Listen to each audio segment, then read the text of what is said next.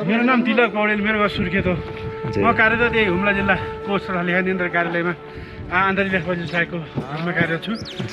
आज हिजो शुक्रबार भयो, आज शनिबार आइतबार 2 दिन बिदा। हाम्रो आर्थिक गणनाको चाहिने आर्थिक गणनाको कार्यक्रम, शिक्षाको कार्यक्रम प्लस निर्वाचनको कार्यक्रम सुन्नु यो ठाउँमा आउनु पाउँदा म धेरै गौरवान्वित भएको छु। म 1200, 1500, 700 मा बसेको अहिले 500 मिटर हाइटमा यो 5000 मिटर हाइटमा यो पहिरोलाई टेक्न पाउँदा म चाहिँ के भन्छन् यो हाम्रो तेन्जिङ र नोर्गेले हिलारीले चाहिँ सगरमाथा सुम्यो जति महसुस भएको थियो त्यस्तै महसुस भएको छ। हाम्रो 12 जनाको टिम छ, 2वटा गाडी छन्।